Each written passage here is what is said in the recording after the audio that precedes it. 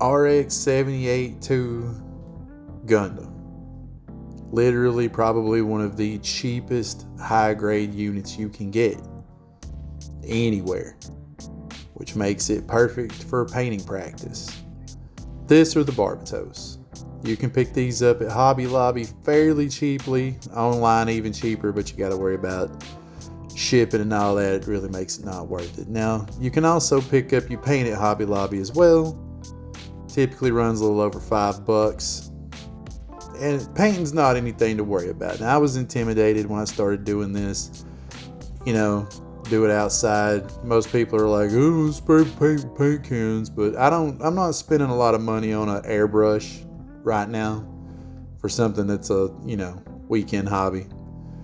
Besides, it doesn't turn out that bad when you see the finished product. Here we have the RX-78-2 that I painted. You'll notice how shiny it is. Well, for the shield and the feet and the red parts of the Gundam, I went a hot rod red. Used a glossy white for all of the white parts. I started off painting all of the white parts first. Keep your parts separate when you're painting them. Get out all one color. Make sure you keep track of them. I lost a couple pieces, I'm not gonna lie about that.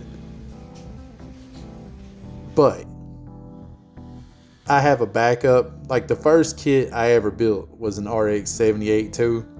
He's kind of become the mascot of my collection because since I've been painting and practicing on these old school Gundams, I call him the old man. I've had to use so many parts. Now, this kit, as far as posability and stuff like that goes, it ain't the best. Some of the classic poses, you might be able to get some of them with an action base. I didn't have a whole lot of luck. I mean, you can get some fairly dynamic poses. And yeah, before you get started, I didn't sand all my nubs. This was for practice. And I lost the decal sheets. That's what happens when you're trying to paint a kit. You got a 4-year-old running around, you're separating up your parts. Stuff happens. You try to keep up with things. I'm not the best at keeping up with stuff to begin with, so maybe I shouldn't. But I got some more expensive kits, and I'm really not wanting to paint them until I get practice in. So I'll go pick up a RX-78, spend 3 or 4 days on the weekend painting. Let your parts sit for at least 24 hours. This is my second painted kit. I'll go ahead and tell you now, when I was trying to paint these things, I got excited and I let them dry for maybe 4 or 5 hours. Got fingerprints all in the paint. It looked terrible. Ended up having to sand some of the parts down, start again. I had the wrong grit of sandpaper, so I had to swap parts on, the old man kit because I scratched them all up.